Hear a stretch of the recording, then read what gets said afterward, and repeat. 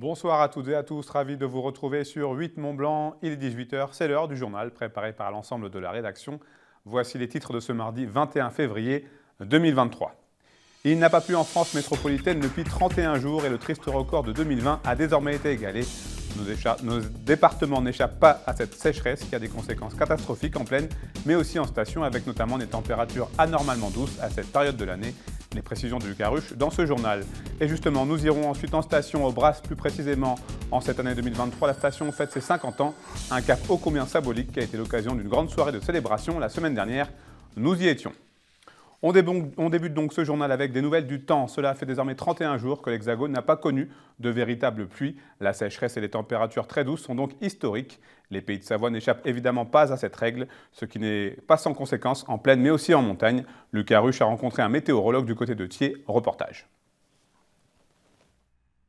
18 degrés au plus fort de la journée de ce mardi 21 février 2023. Si les températures sont anormalement hautes pour l'hiver, ça n'est pas le plus inquiétant. En effet, notre territoire fait actuellement face à une longue période de sécheresse, comme nous l'explique ce météorologue indépendant. On a ce qu'on appelle un anticyclone, donc une zone de haute pression qui s'est centrée sur la France et sur les îles britanniques. Donc c'est une zone de haute pression qui bloque les perturbations. Donc perturbations qui se retrouvent bloquées sur l'océan Atlantique, qui contournent l'anticyclone par l'Islande et qui repassent ensuite vers la Scandinavie pour replonger vers la Russie. Donc chez nous en France et sur l'ouest de l'Europe, on est protégé par cet anticyclone depuis plus d'un mois, donc ce qui explique cette sécheresse qu'on connaît actuellement depuis plus de 4 semaines. Économiquement, les premiers à pâtir de cette sécheresse sont les agriculteurs, mais aussi les stations de ski dépourvues de neige fraîche. La situation est donc très préoccupante. Ce temps sec sans une goutte d'eau, sans un flocon depuis plus de 31 jours, c'est très rare. Surtout à cette période de l'année, où là normalement c'est les perturbations qui circulent sur la région. Alors c'est problématique parce qu'on a déjà un niveau des nappes phréatiques qui est au plus bas. Normalement à cette période de l'année, c'est là où le niveau des cours d'eau est le plus haut, c'est là où on a fait les réserves d'eau. Et là on part avec un déficit, donc ce qui n'est pas une bonne nouvelle pour le printemps et pour l'été qui arrive. Surtout qu'on a un peu de pluie qui est prévue, mais sûrement pas assez pour améliorer la situation. Si le dérèglement climatique et la hausse des températures sont désormais une réalité, il est par conséquent encore trop tôt pour savoir si le printemps et l'été prochain seront également touchés par la sécheresse. Je vous lisais en titre 50 ans, c'est un anniversaire à fêter dignement. La station des Brasses a passé ce camp symbolique en fanfare la semaine dernière. Une grande soirée a en effet été organisée pour l'occasion. Elle a rassemblé les élus, les professionnels, mais aussi les amoureux de la petite station. Entre Léman et Mont-Blanc, c'est un reportage signé Maxence Gautreau, Timothée Moulinier et Victoria Lopez. 50 bougies, un demi-siècle aux Brasses. Il fallait bien fêter cela.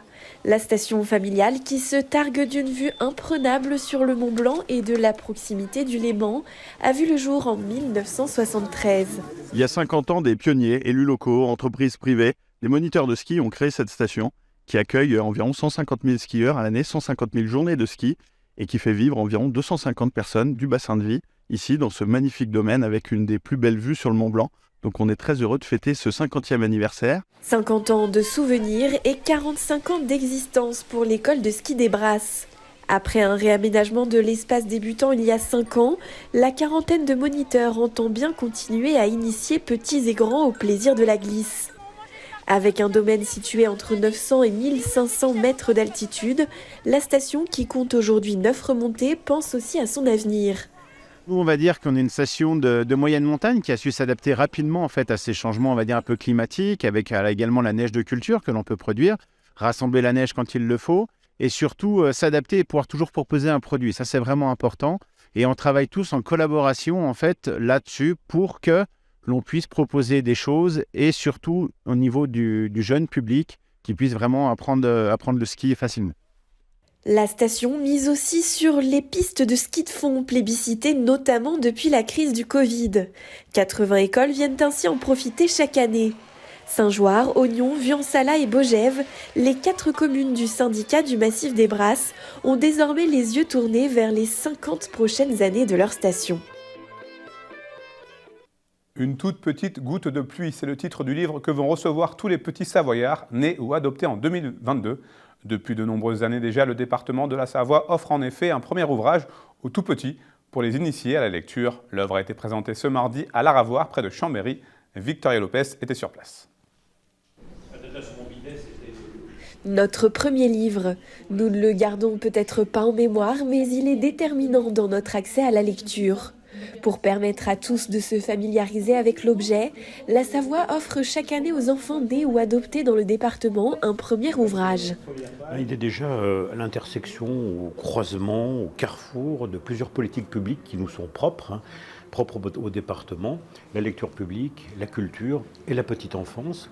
Et ça mobilise l'ensemble de nos services et de nos partenaires qui œuvrent dans ces domaines. Donc c'est l'occasion de faire entrer le livre, la lecture dans les familles, dans les foyers, dès le plus jeune âge. Cette année, le livre s'intitule « Une toute petite goutte de pluie ». Il a été écrit et illustré par Galia Tapiero et Marion Brand et publié par les éditions Kilowatt. Avec une économie de mots et des phrases simples, ce récit retrace le cycle de l'eau. L'album a été choisi parmi 13 propositions par un jury interprofessionnel composé de conseillers départementaux, de bibliothécaires et de professionnels de la petite enfance.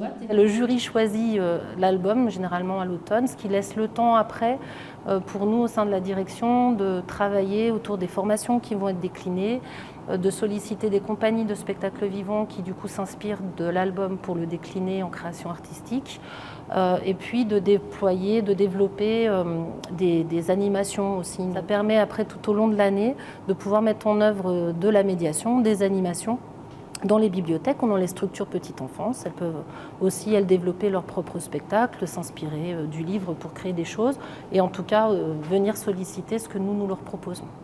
L'album sera disponible dans plus de 200 lieux dans le département, des médiathèques, des bibliothèques ou encore des crèches. Dès le mois d'avril, les parents recevront un courrier les invitant à retirer le livre dans la structure la plus proche de chez eux. Plus de 4000 familles recevront ainsi l'ouvrage. Et j'ajoute que la Haute-Savoie distribuera elle aussi le livre Petit aux Savoyards. C'est la première fois que le dispositif sera mis en place dans le département. Et puis toujours en Savoie, avec les premiers noms des artistes qui seront à l'affiche des Estivales en Savoie. Le festival de musique fête cette année ses 20 ans et la programmation sera à la hauteur de l'événement dans la cour d'honneur du château des Ducs de Savoie. Et parmi les premières têtes d'affiche, on peut d'ores et déjà citer plusieurs artistes, l'américaine Robin McKell, la chanteuse française Pomme ou encore le groupe de reggae californien Groundation.